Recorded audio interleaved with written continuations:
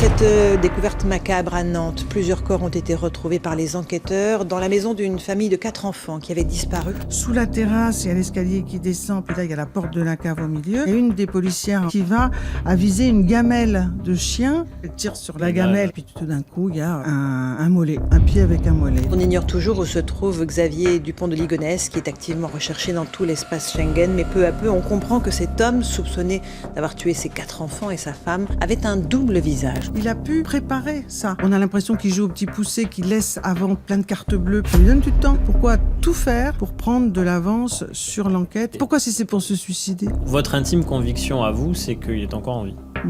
La nuit présumée des meurtres, il avait laissé un message téléphonique à sa sœur. Je vais aller coucher les enfants en dimension à tout moment. À tout de suite, peut-être. Anne-Sophie Martin, bonjour. Bonjour. Merci d'avoir accepté l'invitation pour être à ce micro d'Intérieur Crime. Ma première question, c'est est-ce que vous vous souvenez la première fois où on s'est rencontrés, vous et moi? Ce jour-là, c'est un jour d'octobre 2019 qui est un vendredi soir. C'est précisément un 11 octobre, le 11 octobre 2019. On s'apprête à vivre un week-end tranquille, paisible, en famille, tout ça. Pas de bruit, pas de vagues. Moi, j'étais tranquillement au restaurant avec un ami. Moi, je faisais la cuisine. Et on vous a dit quoi? J'ai reçu 50 coups de fil en une demi-heure, je crois. Moi, un peu moins. Mais on m'a dit il faut revenir tout de suite. Voilà. Parce que Xavier Dupont de Ligonnès aurait été arrêté en Écosse. Vous êtes super, Guillaume, parce que vous utilisez un truc qui s'appelle le conditionnel. Oui, mais à ce moment-là, on était plus affirmatif. Absolument. Et donc, moi, je fonce à la rédaction, j'arrive en plateau, on sait rien ou presque, si ce n'est que la police écossaise aurait dit à la police française qu'un homme qui a été arrêté à Glasgow correspondrait au signalement de Xavier Dupont de Ligonnès, qui à l'époque est recherché depuis 8 ans. L'émission démarre, c'est une spéciale évidemment. Puis il y a le moment où vous arrivez. Moi, je ne vous connaissais pas. Il y a un silence de cathédrale et j'ai compris que vous étiez extrêmement respecté pour votre connaissance de l'affaire. Pour quelqu'un qui ne connaîtrait pas ou qui voudrait se rafraîchir un peu la mémoire, qu'est-ce qu'on peut raconter des faits déjà? Ça va faire 15 ans là. Qu'est-ce que vous pouvez nous expliquer, vous?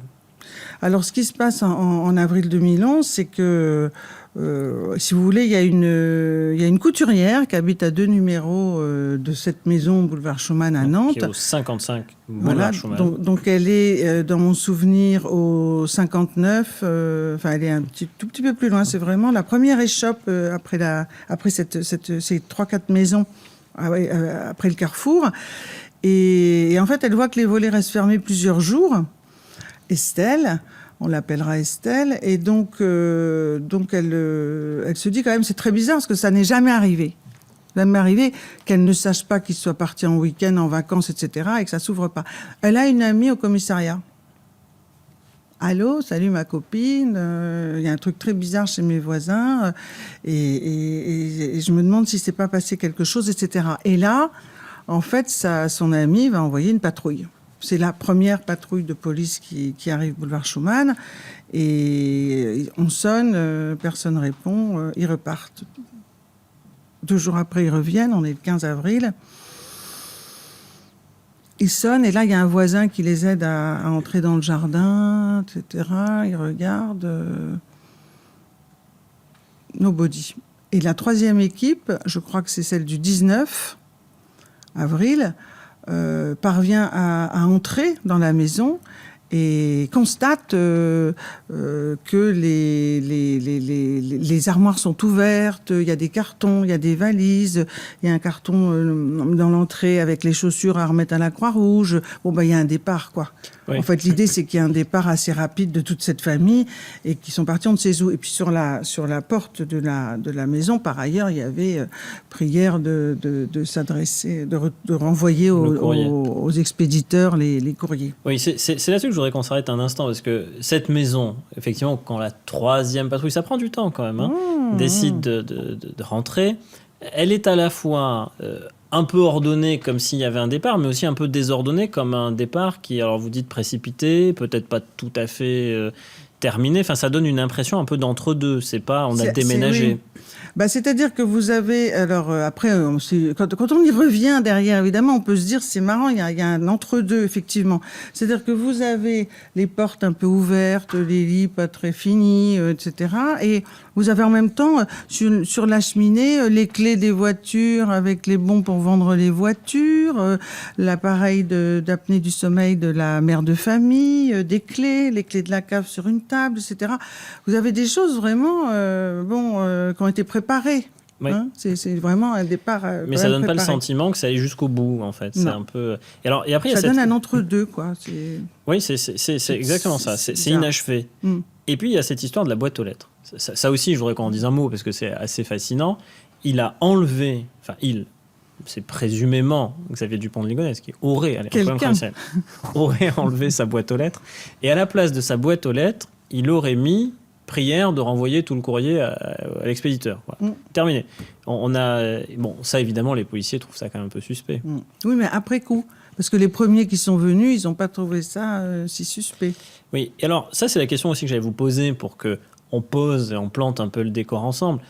Pourquoi personne ne s'inquiète et personne ne s'inquiète aussi, pourquoi les gens ne s'inquiètent pas tôt dans le processus, au point que ce soit cette voisine qui n'a pas un lien non plus, elle n'est pas très très proche de la famille, mais qui finit plusieurs jours après par elle donner l'alerte. Pourquoi il y a autant de temps qui s'écoule et il n'y a pas d'inquiétude chez la famille d'Agnès Dupont de Ligonnès outre mesure, chez la sœur de Xavier Dupont de Ligonnès, chez sa mère, chez ses amis, on va en parler, il a 2 très bons copains. Bon. Pourquoi, et même à l'école des enfants, pourquoi il y a autant de temps qui s'écoule? Parce que les gens se le demandent, ça. Alors, il y a plein de raisons, parce qu'il y a plein de questions dans votre question. C'est-à-dire qu'en fait, c'est une famille donc il y a 4 enfants, les 2 parents, et c'est une famille qui a pas mal déménagé. Donc, en fait, c'est plutôt, c'est plutôt eux qui viennent vers leurs connaissances, leur famille, leurs proches, etc., aux nouvelles, plutôt que l'inverse déjà. Et puis, si vous voulez, la famille d'Agnès est en Bourgogne, à Paris et en Bourgogne, donc déjà ils y vont tout le temps pour les vacances. Bon, ça c'est fait, c'est réglé, mais ils sont pas tout le temps pendus au téléphone. Xavier Dupont de Ligonnès, il est plus en lien avec sa famille à Versailles et son père aussi, qui est en région parisienne, vers lequel il est un peu revenu, mais pas régulièrement. En fait, il n'y a personne qui voit la famille tout le temps, sauf 1 ou 2 amis à Nantes, et puis les amis des enfants. Et pourquoi, on le saura après, en fait, personne ne toque à la porte, etc., c'est qu'il y a sur la porte un message. Donc il y a des amis d'Anne, par exemple, la jeune fille, qui vont passer devant, qui vont se dire c'est lui qui sont pas là, donc ils sont pas là, je vais pas sonner. Hein. Et puis en fait, chacun a reçu, enfin chaque établissement des enfants, y compris celui où aussi travaille Agnès Dupont de Ligonnès, Blanche de Castille, eh bien ils ont reçu des courriers très rapidement, ou même un coup de téléphone pour Agnès, disant que fallait pas chercher. Anne, elle était malade, elle avait ceci. Arthur, il était mal fichu, il était rentré dans son école. Thomas, pareil. Enfin, il y a des mots d'absence, comme je dis, qui sont en fait diffusés aux établissements, etc., où sont chacun des membres de la famille, ce qui fait qu'on laisse un peu de temps avant de s'inquiéter, puisque de toute façon, il y a un mot d'excuse, il y a quelque chose qui dit il est pas bien, elle est malade, ceci, cela, et après... Il y a une mutation en Australie. J'ai reçu un courrier il y a une dizaine de jours de la part du mari m'informant qu'il était muté par son employeur de façon urgente en Australie et que donc il retirait ses enfants de l'établissement. Là, on a commencé à planter le décor, il y a les prénoms, etc. Donc Xavier Dupont de Ligonnès, lui, il est marié à Agnès, vous l'avez dit. Il y a un premier garçon qui s'appelle Arthur, mais qui n'est pas le fils de Xavier Dupont de Ligonnès. Le fils biologique, parce qu'il il sera élevé comme tous les enfants biologiques du couple. Donc c'est pas lui le géniteur, mais il l'adopte et c'est son il le reconnaît comme son enfant au moment où il se marie avec Agnès. Et après il y en a 3 autres. Vous avez cité les prénoms. Thomas. Il y a Thomas, il y a Anne et Benoît qui est effectivement le 4e et dernier. Bon, petits, mais ils ont tous, les plus âgés ont dépassé la vingtaine 21, d'années. oui. Voilà. Bah, De 14 à 21, Voilà, je crois, donnez Benoît, tous les- il est en fin de collège. Anne, elle vient de commencer le lycée. Et Thomas et Arthur sont déjà dans le Voilà, supérieur. vous avez donné tous les âges. Et alors, ce qui est intéressant, c'est que quand les disparitions surviennent et que certains s'inquiètent, tout est un peu scénarisé. Parce que c'est ça que vous étiez aussi en train de La m'expliquer. maison est une mise en scène. Tout est mis en scène. Et après, les explications du départ, c'est aussi une mise en scène. Mais ça, on saura après. Parce que les explications, il y a ceux qui se sont entendus dire qu'il y a un départ en Australie. Mhm. Et donc ça, vous disiez, c'est au travail d'Agnès qu'on dit cela. Chez Arthur. Voilà, chez Arthur, donc l'aîné, il y a cette explication. Il y a ceux qui ont reçu l'explication comme quoi il y avait un départ aux États-Unis. Alors ça, c'est autre chose. Ça, c'est plus tard. Et c'est d'ailleurs le déclencheur, ce courrier qu'une douzaine de personnes vont recevoir. Coucou tout le monde. Les mots de Xavier Dupont de Ligonnès à 10 membres de sa famille et de ses amis. Une lettre dactylographiée de 4 pages que nous nous sommes procurées, datée du 8 avril, soit 4 jours après la mort de sa femme et de ses enfants. Un courrier pour tenter d'expliquer leur disparition. Au moment où vous lisez cette lettre, nous ne sommes plus en France et nous ne pourrons y revenir pendant un temps encore indéterminé. Il explique qu'il est un agent américain infiltré dans les réseaux de la drogue en France, un témoin essentiel qu'il faut maintenant protéger, une thèse impensable. Nous sommes donc pris en charge par le gouvernement américain et transférés aux USA. Ensuite, avec luxe de détails, il donne des consignes pour vider la maison, vendre des meubles et rembourser au passage ceux qui lui ont prêté de l'argent. Par exemple, chez l'ami Emmanuel, je crois qu'il est porté directement, c'est-à-dire qu'il n'y a pas de cachet de la poste, il n'y a pas de timbre, etc. Chez les autres, c'est envoyé par la poste. Notamment un couple d'amis avec qui il se voit assez fréquemment à Nantes.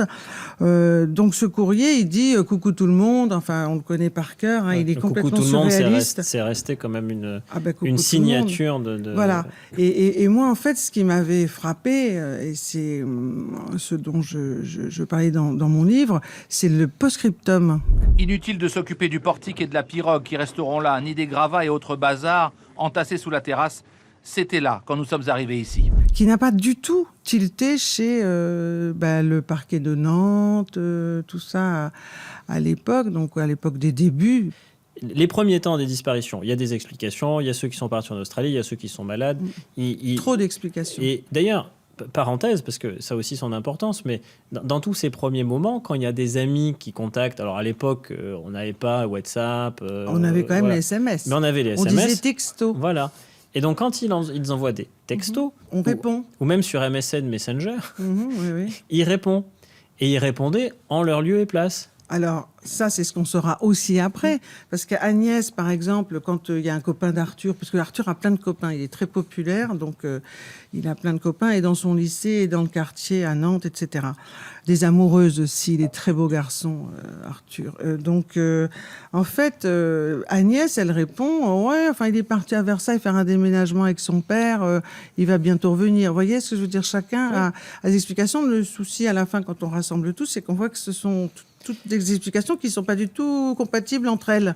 Donc là, il y a un bug, mais on comprend que dans le temps, 3 jours après, c'est pas 8 jours après, c'est pas... En fait, on comprendra après coup que lui, il les a fait vivre en fait post-mortem, en répondant, alors que, on va en parler, mais que l'autopsie montrera qu'en fait, ils étaient déjà morts, il répond en leur lieu et place pour rassurer tout le monde. Alors quelqu'un il est présumé l'avoir fait. A écrit des messages de leur part à leur contact sur leur téléphone, et donc quelqu'un en possession des téléphones de toute la famille. Et arrive qui sont géolocalisés où Boulevard Schumann à Nantes. Oui, faut quand même le savoir. Comme s'ils les avaient alignés les uns à côté des autres Moi, j'avais imaginé cette scène où il voit, je vais répondre à Rosine, je vais répondre parce que ça a dû se passer comme ça, en fait. Et le courrier, donc on en parlait il y a quelques instants, le fameux courrier sur les États-Unis. Coucou tout le monde. Voilà, coucou tout le monde. Il y a deux éléments. D'abord, il dit on va partir aux États-Unis. Ouais. Il parle beaucoup de lui. Hein. Il dit j'ai eu un rôle extravagant, hyper important d'espion pour le compte de la DEA, donc le lutte ministère, anti-drogue, l'administration anti-drogue des États-Unis. Et donc j'ai aidé à coincer un très gros poisson ou plusieurs très gros poissons. Enfin, il tisse très très bien ses propos. Et donc maintenant je risque d'être découvert. Puis il va y avoir un très grand procès où il faudra que je témoigne, évidemment, puisque c'est moi qui, c'est moi je. Et donc tout ce réseau est tombé grâce à moi. Et donc je devrais témoigner. Donc on va être protégé comme les témoins, comme dans un film. Et donc changement d'identité. Et voilà. Avec ce fameux post-scriptum, ne touchez surtout pas à ce qu'il y a sous la bâche de la maison. Voilà. Et ce mot d'humour, attention, je crois que le plus difficile pour nous, ça va être de nous habituer à nos nouveaux prénoms. Enfin, c'est écrit quand même, attention, il y a du travail d'écriture. Ce courrier, est-ce que vous pouvez nous rappeler qui en est récipiendaire, qui reçoit? Parce que c'est soigneusement choisi, là aussi, c'est assez étudié. Alors, je ne me souviens pas des 12, mais en tout cas, il y a les meilleurs amis. Il y a les voisins et amis de Nantes, il y a un ami garagiste, il y a la famille évidemment de Xavier, donc Geneviève, sa maman, et Christine, sa sœur, Véronique, je ne me souviens pas parce qu'à l'époque elle était en Afrique, mais il y a aussi la famille Audanger, donc la famille d'Agnès qui est en Bourgogne, et les frères d'Agnès. Et c'est eux, c'est pour ça que je vous disais que ça va être le déclencheur, c'est eux qui, dès qu'ils reçoivent cette lettre, ils se disent mais c'est quoi ce délire ? Tout de suite, ils envoient au procureur de Nantes. Et là. Et c'est là où il va y avoir un problème. Et oui, parce que le courrier, vous l'avez dit, il est posté 8 avril de mémoire. Donc on est en décalé déjà, mais on le saura après, par rapport à la date de commission des homicides au regard de l'expertise en médecine légale. Et donc, en fait, tout ça se passe assez tard. Donc, en fait, le procureur, quand il est alerté... Le 16-17, je crois, c'est envoyé. Quand il est mis en éveil. En fait, lui, il a déjà des jours et des jours, 2 semaines. Oui. 2 semaines d'avance. C'est parce que si vous voulez, quand on parlait tout à l'heure des lettres qui sont envoyées, des petits mots d'excuse, de justification d'absence, on est tout début avril, quoi. Personne, enfin, à part Thomas, on va sans doute en parler, qui va disparaître de façon un peu décalée à 48 heures, on ne voit plus aucun des membres de la famille Agnès, Anne, Benoît, Arthur, à partir du 4. Ils disparaissent, eux. C'est-à-dire que personne, dans leur vie de quartier, leur vie religieuse, leur vie professionnelle, estudiantine, etc., ne les revoit quand même. Donc ça, on sait quand ils ont disparu ou quand on ne les a plus revus. Et le procureur, quand il est alerté par le frère d'Agnès, c'est là où ça s'accélère quand même un peu. Donc on avait dit il y avait eu 3 patrouilles, ça n'avait rien donné. Voilà, alors les patrouilles, elles succèdent aux patrouilles qui succèdent aux patrouilles. Rien à signaler, chef. Bon, ça s'appelle des visites domiciliaires. En même temps, on peut pas dire, c'est pas les tics qui arrivent en combinaison blanche, etc. C'est juste un passage comme ça. Bon, voilà, ça n'inquiète donc personne. Et puis quand le procureur apprend que la famille d'Agnès s'inquiète, en fait, et dit mais ma sœur, notre sœur, jamais elle serait partie comme ça sans rien nous dire. C'est impossible. On la connaît depuis qu'elle est née. D'accord. Bon. Donc là, le procureur de Nantes, Xavier Roncintic, évidemment, et se dit, va peut-être falloir quand même aller voir dans cette maison précisément ce qui a pu s'y passer, s'il s'est passé quelque chose. On ne croit pas à cette lettre. Et c'est vrai que quand on la lit, la lettre, on se dit, mais waouh, c'est du mauvais machin d'espionnage, roman policier. Mauvais, bon, bas de gamme. Sauf que moi, quand je suis allée voir les gens qui étaient proches de Xavier Dupont de Ligonnès, eh ben, ils n'étaient pas aussi comme nous, genre, trop d'imagination. Non, ils disaient, bah, lui, de toute façon, il était tellement une minute, une idée, il partait tellement dans des grandes explications, ces grands voyages aux États-Unis, ces grandes odyssées, etc., que pourquoi pas? C'est ce que j'allais vous dire, c'est que il y a quand même un lien entre les États-Unis et Xavier Dupont de Ligonnès. D'abord parce qu'il y a séjourné, il est parti faire la route 66 quand il était plus jeune, là, avant de se marier avec Agnès, avec son ami Michel Rétif. On va en parler parce qu'il a 2 grands amis, et Michel Rétif en est un, et ils sont partis dans un long road trip américain. Absolument. Et puis surtout, sur plusieurs années. Et la famille a séjourné aux États-Unis, en ils Floride. ont fait du commerce de voitures de luxe, donc ça veut dire qu'ils ont été au contact d'une population un peu particulière, et aussi des douanes et aussi tout ça, et qu'effectivement, au début des années 2000, ils tentent d'aller émigrer, la famille, en Floride. Donc ils essaient d'aller s'installer aux États-Unis. Ça ne va pas marcher du tout, comme beaucoup de choses que tente Xavier Dupont de Ligonnès, il faut le dire. Mais voilà, donc il y a tellement de marqueurs avec les États-Unis que pourquoi pas. Oui, ils y étaient déjà allés. En tout Ils cas, auraient pu être familialement. recrutés. Oui, c'est ça. Familialement, ils étaient déjà partis. Parce que au début des années 2000, en fait, Agnès perçoit un héritage de 350 000 euros, de ce que j'ai lu. Ça lui permet d'avoir un peu d'aisance financière. Lui, Xavier, il est dans une période où il crée des entreprises. C'est le début d'Internet aussi. C'est les débuts d'Internet. Oui. Et lui, comme il a cette activité de VRP, il tenait une sorte de blog, la lettre des routiers, je sais plus comment ça s'appelait. La route des commerciaux. Voilà, la route des commerciaux. Pas très loin. Ouais, la route des commerciaux. Routier, Voilà, la route des commerciaux. commerciaux. Et donner des conseils. Bon. Et il est convaincu que dupliquer cette bonne idée aux États-Unis va cartonner, qu'il va réussir. Bon. Et donc ils partent.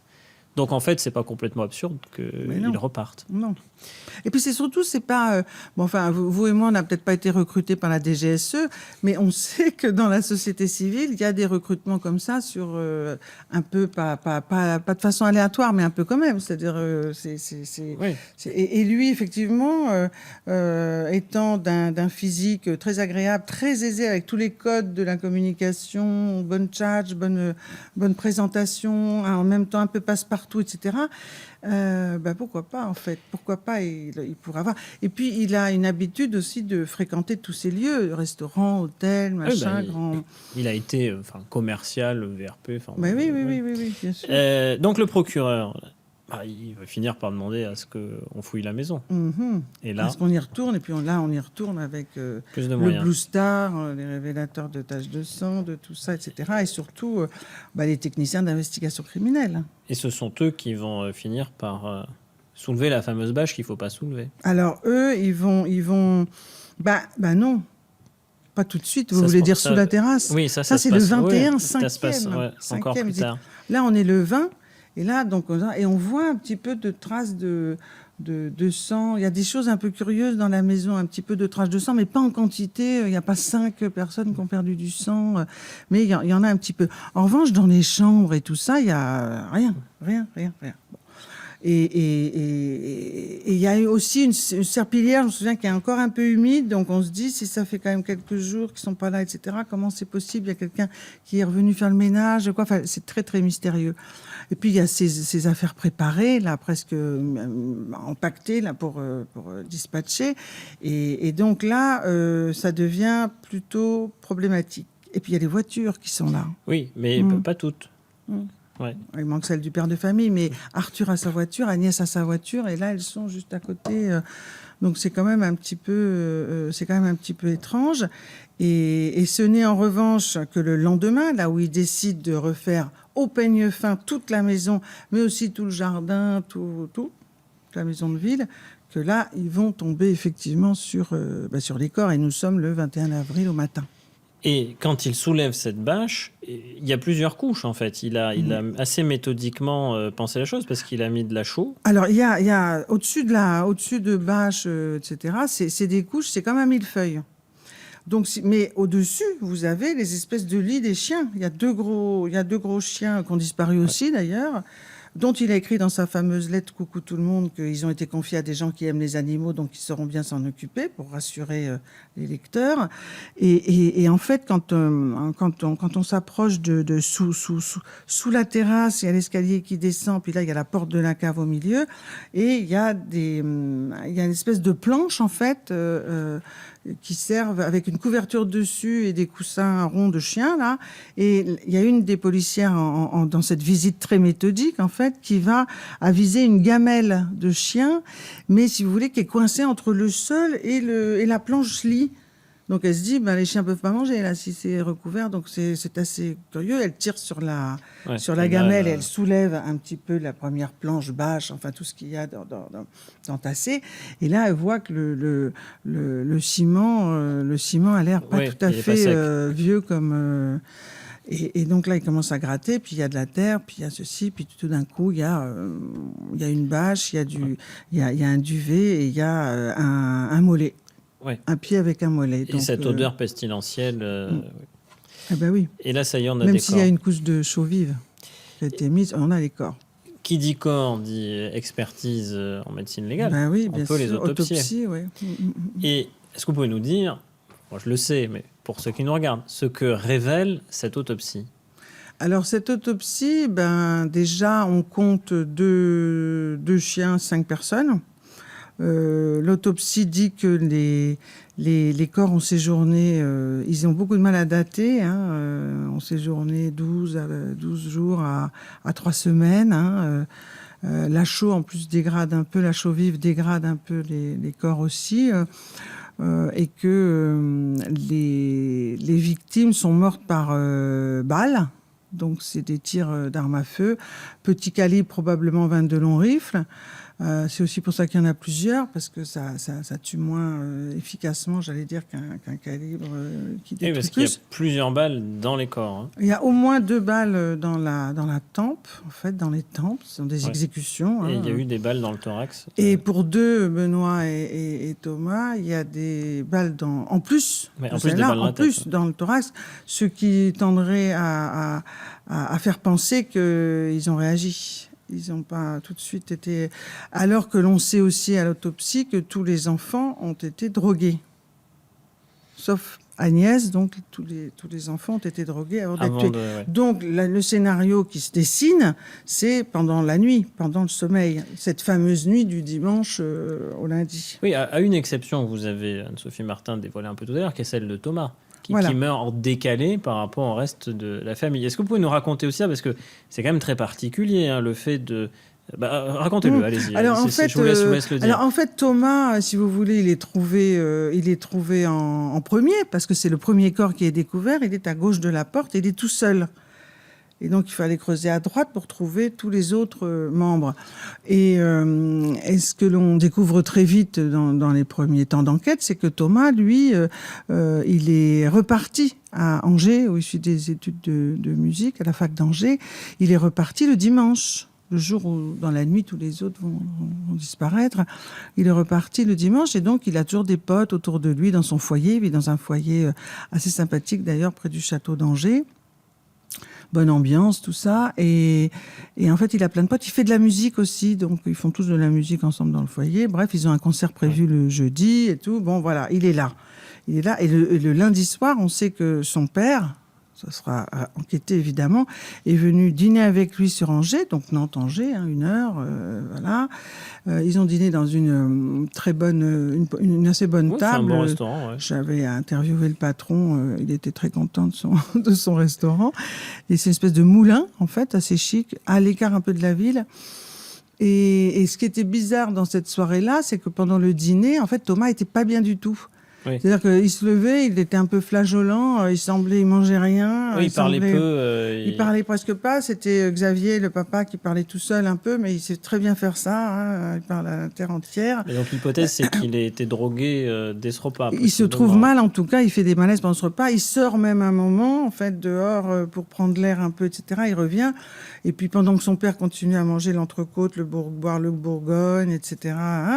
Et puis finalement, il ramène Thomas au foyer. Il rentre à Nantes. Et puis, le lendemain, en revanche, selon ses amis, Thomas a reçu un message de son père lui disant « Maman a eu un accident de vélo, il faut que tu rentres Fissa à Nantes. » Et donc, Thomas repart.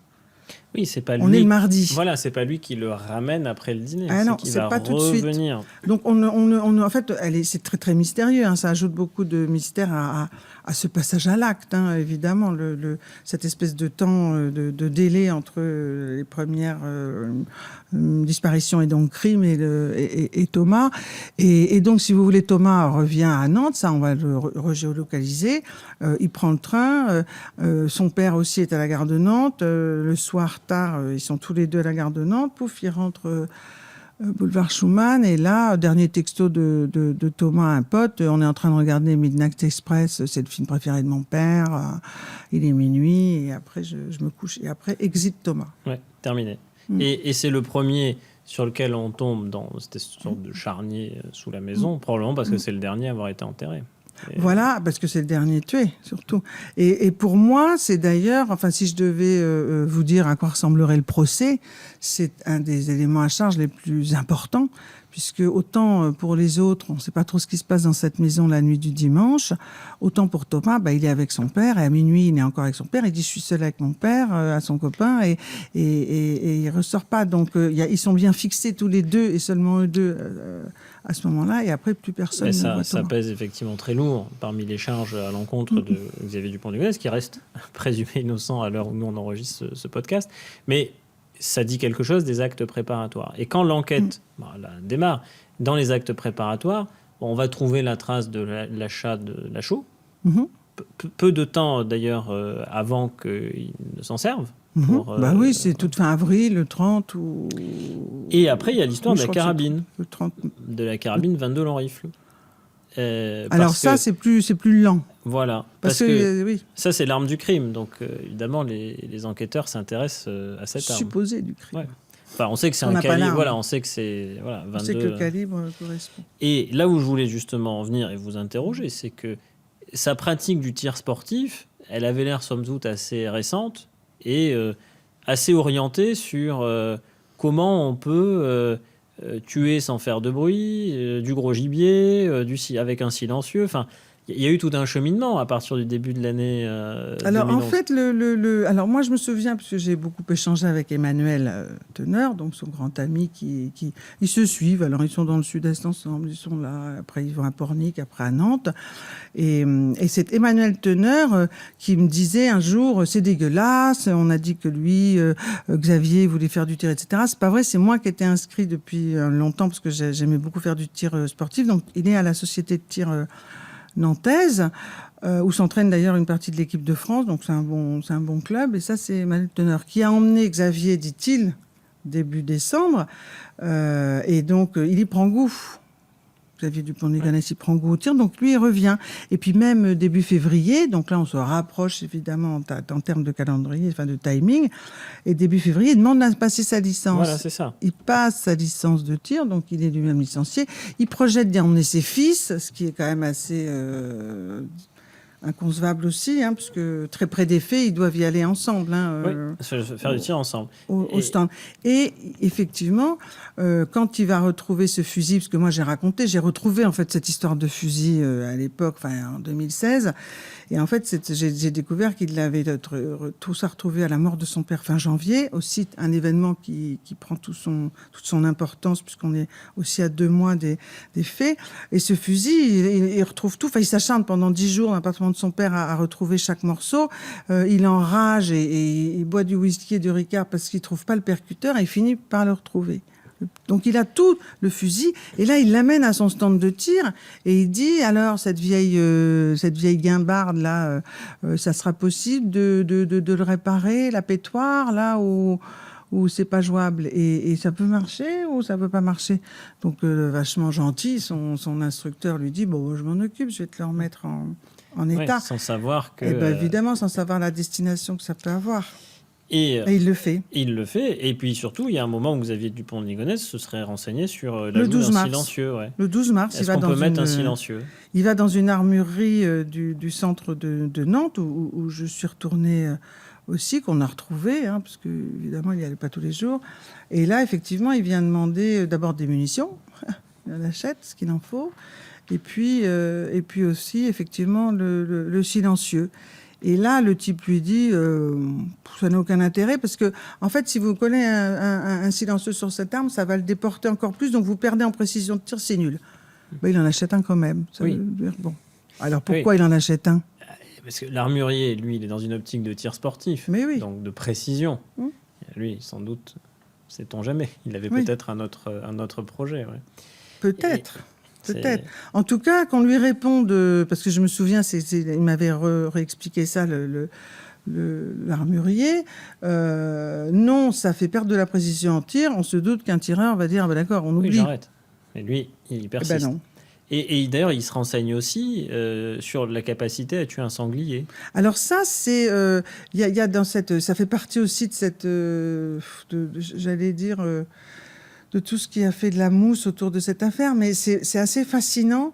Il y a chez Xavier Dupont de Ligonnès, autour de ce passage à l'acte, tout un espèce d'ensemble de cérémonies, de rituels, de tournées, d'adieux, de choses comme ça qui sont, quand on les reconstitue après, on a un peu le vertige. Il fait, je parle pas de la cavale, là, je parle des semaines avant les faits, où il est en région parisienne. Et pareil, il va avoir des cousins. Alors, il va avoir en même temps des cousins, notamment pour savoir si son nouveau projet Cristal là, est jouable ou pas, qui veut le financer, qui veut mettre de l'argent dedans. Mais il va avoir aussi sa sœur qui est là. Ils font des dîners, etc. Et puis, il se renseigne. Il dit, il y a des chasseurs qui chassent beaucoup en Sologne à l'un des dîners. Et il dit, mais un sanglier, ça saigne beaucoup. Comment on fait pour éviter qu'il y en ait partout? Ça doit tout saloper. C'est dur à porter, c'est vraiment lourd. Comment on fait? Quand on soit dans la forêt, on s'en fiche un peu, quoi. Oui, mais après, si vous voulez le découper pour en faire de la viande dans votre voiture, il faut mettre dans une bâche. Donc, il y a des questions dont ces gens se sont souvenus après coup, évidemment, sur l'aspect sanguinolent d'un crime par balle. Toujours dans ce volet de l'enquête qui fouille le passé proche et le passé plus lointain, il y a aussi, et c'est ressorti, ce moment un peu particulier où il écrit à ses plus proches amis aller très mal, être acculé de dettes, et que donc, soit il se fout en l'air, soit seul, soit avec toute la famille. Et il y a plusieurs moments dans sa correspondance où on retrouve des traces des allusions au montant que percevrait Agnès Dupont de Ligonnès si lui se foutait en l'air dans un camion, dit-il, etc. On parle de 600 000 euros. Ça n'a jamais été... moi, je n'ai jamais réussi à trouver un début de commencement de preuve de ça. Y compris je me demande s'il ne se faisait pas mousser en disant qu'elle aurait une prime. Ah, sur la prime, pas sur les échanges. Ah non, les échanges existent, je les ai vus. Ouais. Oui. Et ça, quand les enquêteurs tombent sur ces échanges, forcément, ça dessine aussi une trajectoire de quelqu'un qui aurait peut-être bien anticipé les choses. Préparé, oui, prémédité, donc ça s'appelle en termes un assassinat. Un assassinat. Alors en fait, en tout cas, on voit ce qu'on appelle naître le projet criminel. C'est-à-dire qu'effectivement, cette lettre, elle date de l'été 2010, donc quelques 8-10 mois avant les morts. Les crimes. Et c'est vrai que ces deux amis, contrairement à ce que j'ai pu lire récemment dans toute la prose qui paraît, ils se sont affolés. C'est ces deux amis de 30 et quelques années, donc ils s'affolent. Michel Rétif et Emmanuel Teneur. Et en fait, ils s'affolent, donc ils sautent sur leur téléphone, ils disent qu'est-ce que tu fiches, va pas te foutre en l'air, c'est n'importe quoi. Et là, comme d'habitude, très déroutant, parce que c'est un peu le maître de la scénographie et des horloges, Dupont de Ligonnès. Donc, très déroutant, il leur dit « Mais non, arrêtez de dramatiser. Je disais ça comme ça. C'était pour... j'ai dû avoir un petit coup de mou, mais il faut le prendre pas à la rigolade. Mais voilà, c'était rien, pas d'inquiétude. » Oui, parce que là, on a parlé, Anne-Sophie Martin, du passé proche. Mais si on regarde un peu le passé lointain, avant de parler de l'enquête plus proche de nous, mais le passé lointain de Xavier Dupont de Ligonnès, c'est une personnalité quand même assez complexe, quoi. Il naît dans une famille où son père est présent sans être présent, puis c'est un homme à femme, et puis il quitte sa mère, qui se replie vers la religion. Enfin, vous me corrigez, mais... Alors, elle est déjà dans la religion, et c'était peut-être une des raisons du départ du père de famille, qu'on a jusque-là de la bigote. Je suppute qu'il y a plusieurs... moi, j'aurais dit que c'était un accélérateur de sa ferveur. Et non, elle était déjà dedans. Et lui, professionnellement parlant, il est quand même assez instable. Alors, parce qu'on dit il est commercial, VRP, on n'a jamais trop su ce qu'il faisait. Il a créé des entreprises et des associations. On a parlé de cette escapade américaine quand Agnès avait perçu cet héritage. Moi, il y a quelque chose qui m'a frappé en préparant cette émission aussi, c'est que il a passé sa vie à entretenir des relations avec des femmes qui n'étaient pas la sienne, y compris en renouant tardivement. En renouant des contacts avec des anciennes amoureuses, etc. Et toujours avec une idée de leur demander de l'argent à un moment ou à un autre. Pas toutes, parce qu'il y en a qui n'en ont pas. Oui, il y a des plus riches que d'autres. Mais il y en a une d'ailleurs qui était plus riche que d'autres, qui l'a poursuivi, je crois, ou qui lui a fait un courrier d'avocat pour qu'il rembourse... Des huissiers. Ouais. Catherine. Il y a plusieurs Catherine dans son entourage. Et Mais en fait, c'est vrai qu'il il est un peu intraçable professionnellement, en fait. Bon, quand il était commercial, son boulot de commercial, il l'a fait. Donc, c'est là où il connaît ses potes, d'ailleurs, Emmanuel et Michel. Ils sont aussi... ils sont dans la même région, en fait, pendant un moment, c'est-à-dire le sud-est. oui, il a vécu à Draguignan, d'ailleurs. Voilà, donc ils ont la même zone de chalandise, si je puis dire. Et donc, du coup, c'est comme ça qu'ils deviennent amis. Mais il va faire plusieurs produits. Il fait pas du petit électroménager, mais enfin, il fait un peu d'outillage, il fait un peu de tout, quoi. Et en fait, il reste jamais très longtemps non plus. Mais bon, son cœur de métier, si je puis dire, c'est quand même commercial. Mais on n'arrive pas trop à savoir ce qu'il de fait. quelles années il a passé là. Et puis ça marche jamais vraiment très bien. Non. Il En tout passe, cas, quand il se lance, lui, personnellement, ça ne marche jamais. il passe son temps, on a l'impression, à repousser un mur de dettes. Oui. D'ailleurs, dans la période où il est seul à Nantes après la mort de sa femme et de ses 4 enfants, il y a un huissier qui vient frapper, je crois, dans cette période-là, donc, qui lui réclamait genre 20 000 euros. Et en fait, on a l'impression que les dettes le rattrapent en permanence. C'est-à-dire que je pense que c'est un des motifs du passage à l'acte. C'est la fin de course, ça s'appelle. En fait, c'est l'impasse. Il y a plus de. C'est souvent un déclencheur de passage à l'acte.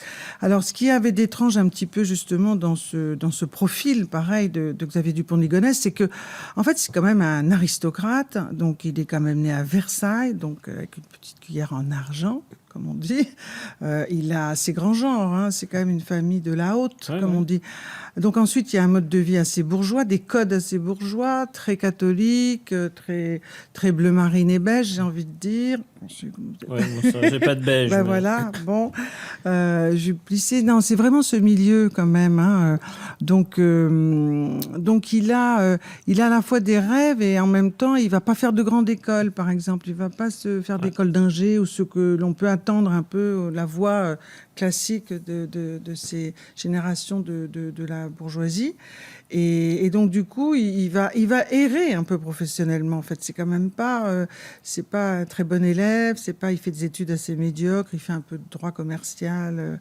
Il fait 1 an, je crois, à SAS. Enfin, ça marche pas. Rien ne marche vraiment. En revanche, ce qui est sûr, c'est qu'il est très intelligent. Il écrit très bien, et il est construit. C'est-à-dire qu'il fait des raisonnements, et toute cette histoire d'ailleurs le montre très très bien. Donc il s'en sort quand même pas trop mal. Il arrive à gagner quand même suffisamment d'argent pour sa famille, etc., pour sauver un peu les apparences en tout cas. Mais après le retour d'Amérique, ce dont on parlait, c'est-à-dire je dirais le milieu des années 2000. Oui, là ça a des escalades. Ouh là là, il n'arrive pas à ça. La route des commerciaux, ça flapote, c'est-à-dire que les gens se retirent du deal parce que ça leur apporte pas de clients. En fait, ça marchote. Donc il a bientôt plus rien. Donc il apprend en revanche très bien à taper de l'argent aux autres. Parce que c'est fait, tu peux me dépanner, c'est pas genre je vais pas pouvoir manger à la fin du mois, il le fait aussi avec un espèce de détachement, il demande pas l'aumône. Et donc finalement, autour de lui, tout le monde lui a prêté pas mal. Il y a des gens aussi qui ont les moyens, ce que vous disiez tout à l'heure. Voilà. Et découvrirai-je après, il a aussi, par exemple, tapé de l'argent à son père pendant qu'il était hospitalisé. C'est pas très bien. Pour le coup, c'est pas très, très moral. C'est pas la morale d'un bon fils, on va dire. Il a fait aussi des écarts un peu, ce qui montre qu'il est de plus en plus aux abois. Et in fine, à la fin, c'est un peu ce que vous disiez tout à l'heure, parce qu'il n'y a pas vraiment de liaison extra-conjugale dans leur parcours de vie avec Agnès. Chez elle, oui. Il y en a une célèbre, devenue célèbre. Chez lui, il n'y a pas vraiment d'écart. C'est avant Agnès et à la fin. Mais ce qui est sûr, c'est qu'en tout cas, il refait cette tournée vers ses petites amies d'adolescence à Versailles. Oui, j'ai vu qu'il y a une femme qui était interrogée en Allemagne, mais ça, c'était une ancienne relation. Alors ça, c'était celle d'avant. Ça, c'est l'histoire d'amour de sa vie, mais elle ne veut pas de lui. Donc ça, avant de se mettre avec Agnès. C'était et après, Claudia. Voilà, et après, il va rechercher les amours quand et il après, avait 20 il va ans. rechercher ses amours de jeunesse, quoi, ceux qui l'ont fait rêver avant Agnès, avant sa vie conjugale, si vous voulez. Et il y en a une qui va retrouver, donc très peu de temps, même pas 2 ans avant la fin, avant 2011, Catherine, qui elle a très très bien réussi. Et ça le fascine quand même. La réussite financière dans les affaires, c'est exactement ce qu'il voulait. Et en plus, une femme...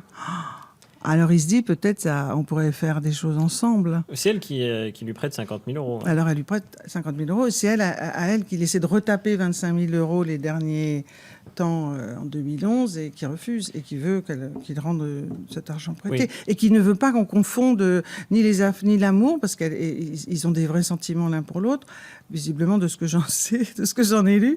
Mais elle ne veut pas mélanger ni les affaires. Elle a une société qui marche hyper bien, etc. Elle ne veut pas mélanger les affaires, l'amour et l'argent. Oui, parce que il y a un moment où il lui parle d'un projet d'entreprise dans lequel il voudrait qu'elle investisse. Mais elle, qui est manifestement bien entourée, bien conseillée, elle prend de la Ça distance. lui suffit. Elle a une activité florissante, on va dire. Elle n'a pas besoin Et quand il vient avec de se cette lancer dans demande, des aventures douteuses. Oui, c'est ça, parce que quand il demande 25 000, elle lui dit non seulement non, mais en plus il va falloir rendre les premiers 50. Oui. Et voilà mes avocats. Et puis en plus, si vous voulez, il était revenu vers elle. Bon, elle avait un peu éloigné. Il est revenu vers elle pour son anniversaire et recommence à essayer de lui taper de l'argent et lui parler de ses projets moisis.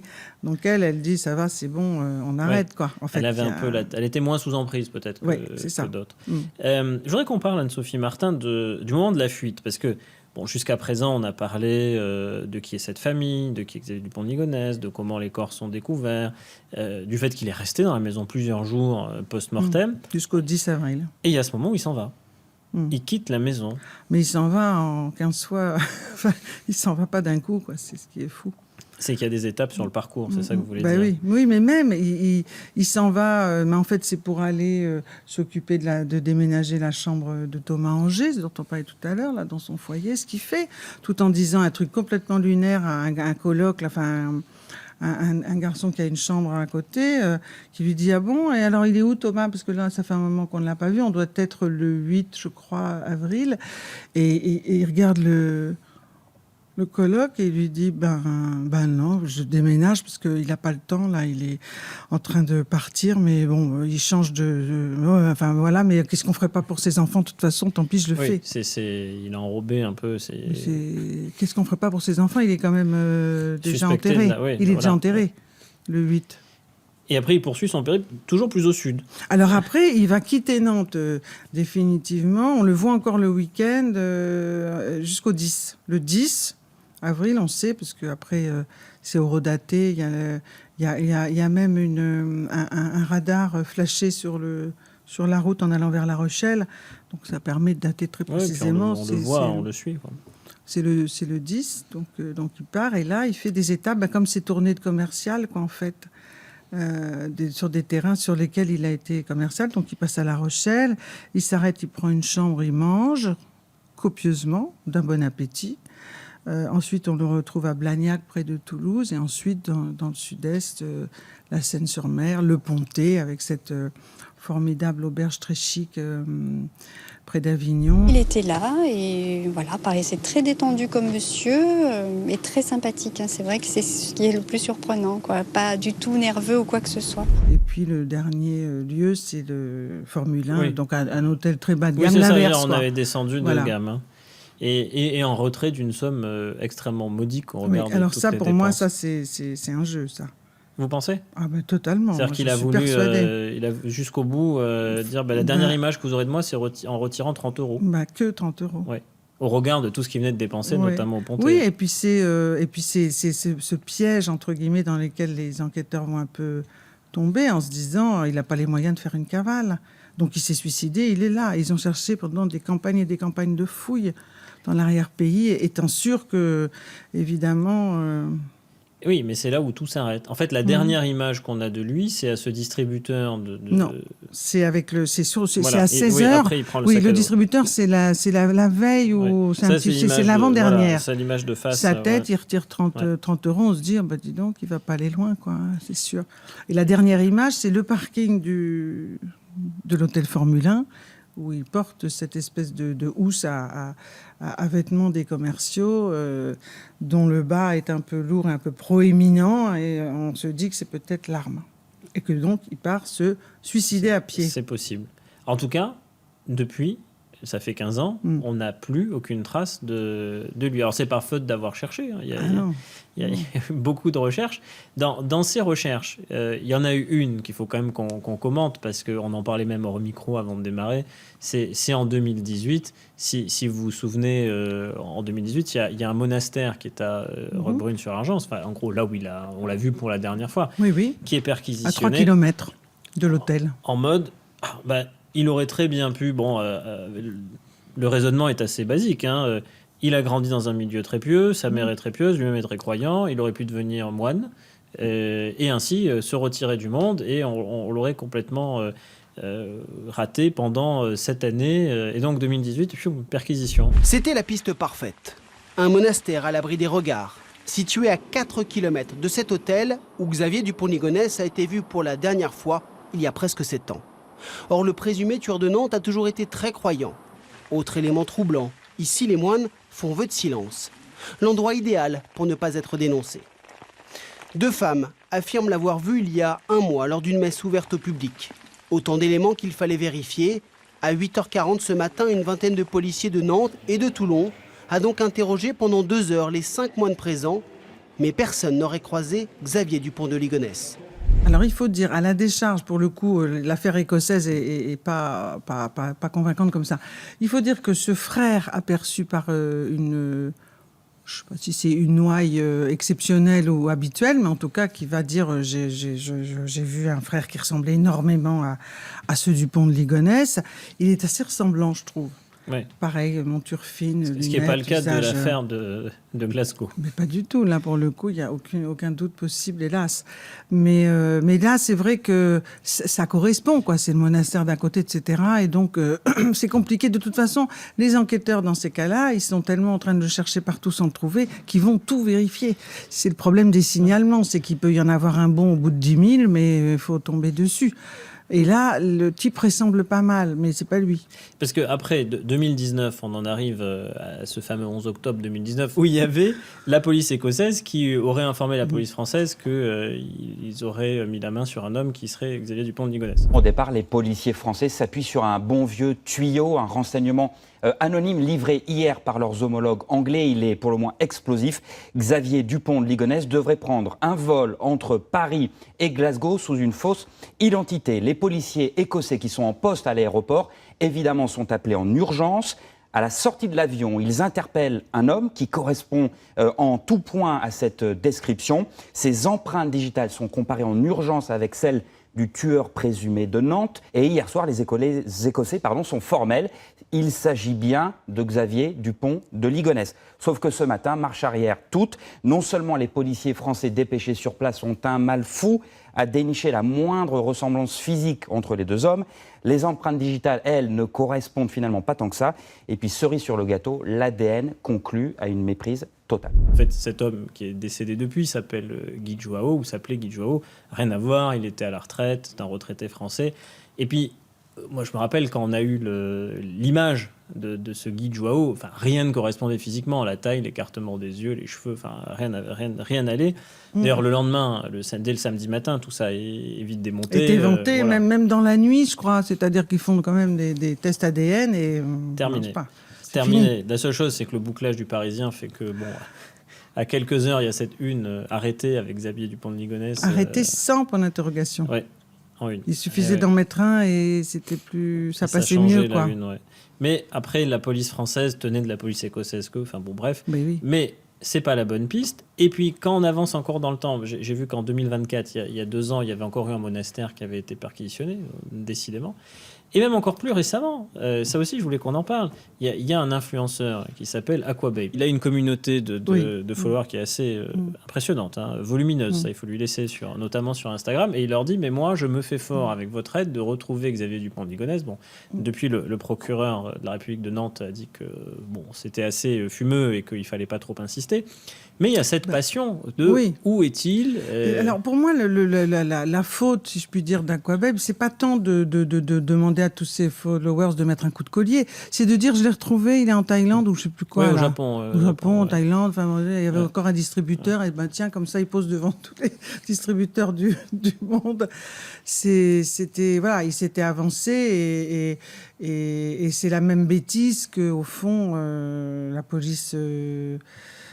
Écossaise, quoi. Hein, c'est la péché par certitude, alors que quand même, ce type que la DPJ à Nanterre disait arrêter sous 3 jours, quand même, au bout de 3 ans, 10 ans, 15 ans maintenant, il est quand même malin. Donc s'il est vivant. Mais comment vous expliquez qu'il y ait cette passion française autour de cette affaire, que les Français, Ouais. et au-delà d'ailleurs, hein, soient absolument fascinés? C'est le côté familicide avec le... Dans la haute. Ouais, vous pensez que ça joue? Ah non, c'est évident.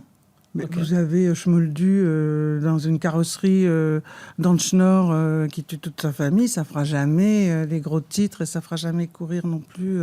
C'est sûr que le milieu est très, c'est assez rare, quoi. Puis c'est toute une famille. Moi, en tout cas, je vais vous dire, je pense que l'origine sociale de cette famille et le fait qu'il soit aussi noble. On est dans un roman un peu, hein, on est dans une espèce de film de Chabrol ou quelque chose comme ça. Donc ça, ça suscite beaucoup l'imagination. Et puis, si vous voulez, au départ de cette affaire, donc quand vous, je sais pas, mais moi, c'est sûr que je me suis pas intéressée, je le reconnais, je l'avoue, c'est que il y a les geeks. Il y a les internautes très habiles qui vont s'y pencher et rechercher beaucoup de choses dans les dossiers du pont de Ligonnès et sur les chats, sur les réseaux d'Agnès. C'est comme ça qu'on découvrira qu'elle n'était pas très heureuse, etc. Enfin, ils vont aller plus vite que la police spécialisée et ça va faire que tout le monde s'approprie un peu aussi cette enquête, pas que cette histoire, c'est que les gens se disent, ben moi, ça agit un peu comme un stimulant. Et puis par ailleurs sur les jeunes, parce que moi j'étais très frappée quand j'ai signé mon bouquin ou dans les sujets ou dans les chats ou dans le public qui est intéressé par cette affaire, il y a beaucoup de jeunes. Il y a vraiment beaucoup de jeunes qui sont très accros, qui suivent cette affaire de près, qui se posent plein de questions, etc.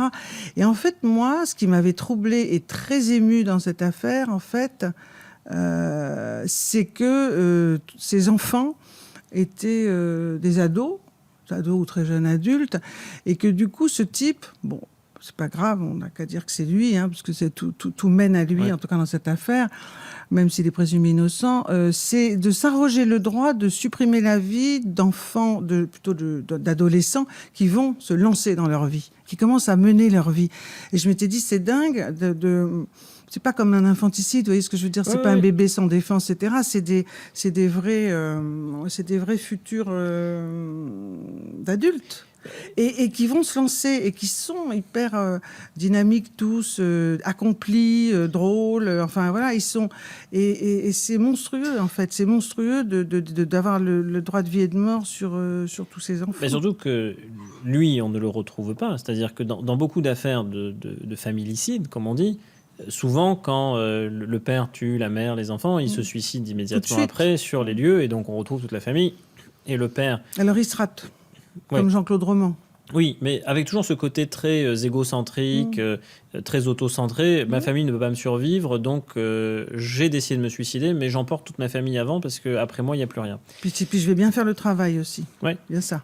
Mais lui, on ne le retrouve pas. Alors, je pense que ça ajoute évidemment une part de mystère. Et tout le monde y va de sa théorie. Alors, je voulais pour achever aussi cet entretien, vous et moi, Anne-Sophie Martin, on parle un peu des théories. Parce qu'il y a différentes écoles. Alors, il y a ceux, et vous l'avez dit, qui pensent, moi je suis plutôt de ceux-là d'ailleurs, je crois que je m'inclurais dans cela, qu'il s'est suicidé. Parce que, évidemment, une cavale, c'est complexe à organiser, que des moyens financiers, il n'en avait plus. D'ailleurs, il était criblé de dettes, il était complètement acculé au pied du mur. Que cette région du Sud-Est, il la connaît assez bien. Vous avez évoqué le fait qu'il a vécu à Draguignan. Il y a beaucoup d'excavations. Il aurait très bien pu se suicider là, pour peu que le corps tombe dans une de ces excavations. C'est pas normal que 15 ans après, on n'ait rien retrouvé. Ça a été beaucoup cherché. Hein. Ouais, et ça vous convainc pas?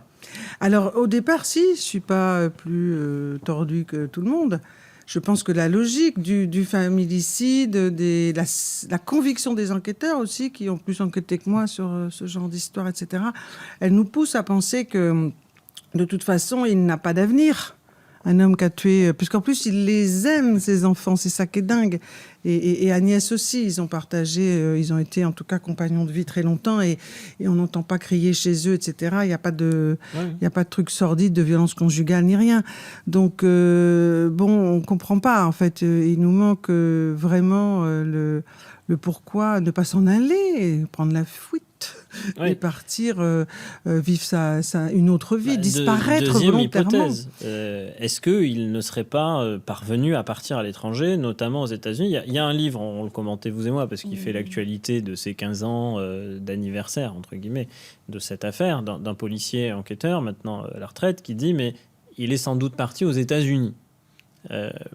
Ça vous semble fumeux? Bon, moi aussi. Alors, je vais vous dire, quand j'ai appris l'affaire écossaise, je me souviens, avant qu'on se rencontre, j'étais dans le taxi et j'avais une copine qui travaille à France Info et je lui disais quand même, mais je ne crois pas une seconde qu'il passe sous les portiques des aéroports européens en se disant, youpla hop, avec ma perruque rousse à boucle, ça, on va pas me reconnaître. Il faut pas faire injure à son intelligence, justement.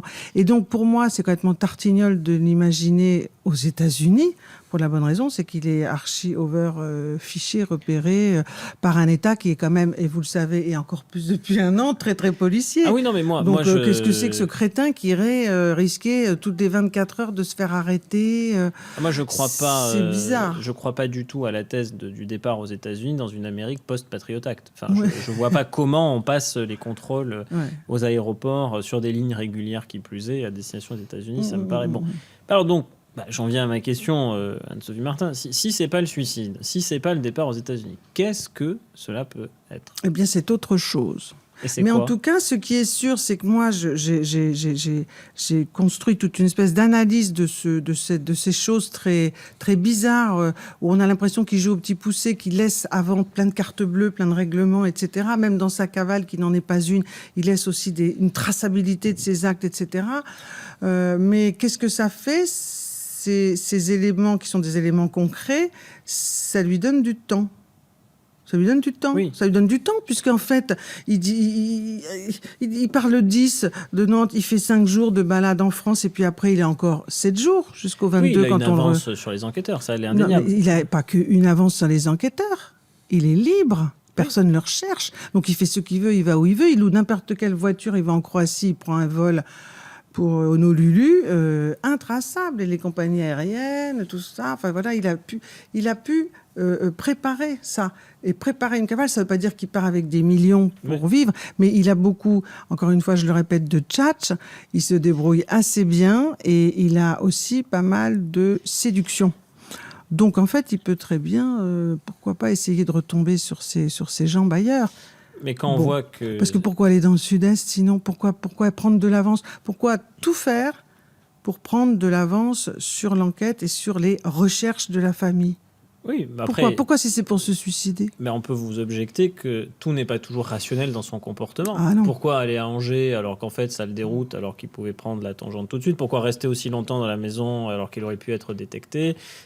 Pourquoi dormir dans un Formule 1 à Brune-sur-Argence ? Parce que c'est quand ou même dans pas... un 5 étoiles au Pontet. Oui, au Pontet. Avant, en plus, c'est pas proche des frontières. Puis le périple, vous passez dans le sud-ouest, puis ensuite vous migrez sur le sud-est. Enfin, vous restez en France, vous n'êtes pas du tout dans une optique de fuite. Il y a des attitudes qui ne sont clairement pas rationnelles. Enfin, rationnelles, j'en sais rien. Inexplicables, oui. Elles sont vraiment troublantes, en tout cas. Mais il n'empêche que... Mais alors vous, votre intime... Encore une fois, puis moi, après, c'est quand j'ai vu ses proches. J'ai changé d'avis, en fait, quand j'ai vu ses proches. Autant sa famille que ses amis, etc., qui me disaient qu'il n'avait pas du tout un mental au désespoir. Enfin, c'est rien à voir au féminicide qu'on connaît, justement. C'est autre chose. Et quand on analyse, moi j'ai assez peu de compétences là-dessus, mais son espèce d'exégèse des textes, des pensées de Dieu, etc., et de la Bible, il a une haute idée de ses capacités aussi. Et il fait quand même des recherches sur le sacrifice. On les a retrouvés, ces recherches. Et puis, donc moi, je me suis dit que quelque part, il avait une espèce de mission. Éviter le déshonneur à la famille, supprimer tout le monde, qu'on ne puisse jamais le retrouver ça, pour dire, tiens, voilà, hop, en prison, t'es accusé, c'est toi, donc le nom de Ligonnès est attaché au crime, tu deviens un criminel, etc. Ce dont je suis sûre, et c'est un procès-verbal de sa sœur aînée, qui m'en a convaincu, c'est qu'on ne sache pas la vérité. Le plus important, c'est qu'on ne puisse pas un jour dire c'est lui, on en a la preuve, il est condamné, il payera. Qu'on ne sache pas la vérité, qu'on ne puisse pas aller jusqu'au bout de la vérité. Et dans un de ses courriers, justement, il le dit aussi, je crois que c'est à Catherine, donc son ancienne petite amie devenue sa maîtresse sur le tard, à qui il dit personne ne me retrouvera. Ouais. Mais vous, Anne-Sophie Martin, c'est ça qui est important. Vous croyez, enfin, quand on regarde la trajectoire d'un homme qui a quand même raté tout ce qu'il a entrepris dans le domaine des affaires, vous le voyez reconstruire quelque chose à l'étranger qui plus est. Bon, après, il parle très bien anglais, certes, mais c'est un peu étrange quand même. Et l'espagnol. C'est pour ça que moi, je l'imaginais en Amérique latine, parce que là, on est beaucoup moins traçable. Ouais, donc, votre intime conviction à vous, c'est qu'il est encore en vie. Ouais, c'est ça que En tout cas, il a tout ménagé. Il a tout ménagé dans son organisation assez invraisemblable et assez... très élaboré. Quand on le compare à l'américain John List, c'est pas pour rien. C'est qu'il y a des choses qui se ressemblent un petit peu. Abandonner sa voiture là, qu'elle soit retrouvée. Enfin, des choses nous, évidemment, on se dit pourquoi se donner tant de mal. Mais il y a quand même une raison. Donc, il y a du rationnel chez lui. Il y a pas, on ne comprend pas, on n'arrive pas à lier, on n'arrive pas à suivre pourquoi il a fait ça pour arriver à égarer tout le monde, mais il y a quand même une intention très évidente sur toutes les lettres d'absence, etc. Enfin, c'est très, très, très... sur le temps, ça se travaille, ça se corrige, il en fait encore plus, etc. Donc, pourquoi pour se suicider? Ça n'a pas de sens, pour le coup. Mais alors, il va me rester une seule question. Et c'est la question de la fin. C'est est-ce que, Anne-Sophie Martin, votre intime conviction, vous qui connaissez cette affaire de façon encyclopédique, et notre échange le démontre encore aujourd'hui, vous qui êtes, de mon point de vue, celle qui connaît le mieux, d'ailleurs, cette affaire, est-ce que vous pensez qu'un jour, on aura la vérité dans cette affaire? Votre pari, c'est quoi? On saura ou on ne saura jamais? Eh bien, moi, je dis oui. Qu'on finira par savoir? Oui. Donc vous espérez le savoir? J'espère parce que quand même, j'ai un cœur d'artichaut. Ouais. Non, j'espère parce que je me dis que quelque part, quelqu'un sait. Bon, lui, il va craquer un jour. Quelqu'un, au bout des 2000 signalements qui ne sont pas les bons, et encore, parce qu'au début, il y a pas mal de signalements qu'on n'a pas le temps de vérifier. En fait, où les gens, la boulangère qui voit un type qui ressemble à une dent, etc., on ne peut pas aller tout vérifier. Mais ils l'ont peut-être vu vraiment, les gens. Mais qui aurait le bon signalement, oui, ça me fait rêver. Ouais, ou aidé par l'intelligence artificielle, ou non pas les followers d'Aquabay, oui, voilà, c'est ce une que j'allais IA vous qui dire. prendrait toutes les images. Peut-être plus l'IA. Ouais. Avec des enquêteurs au bout. Mais oui, parce que... puis moi, je pense aux victimes aussi. Hein. Je me dis quand même, ça serait bien qu'il y ait une vérité, y compris pour toutes les victimes. Ouais, pour la famille. Ou pour la famille d'Agnès, oui. Donc, une touche d'espoir pour terminer cette entretien. Une attente.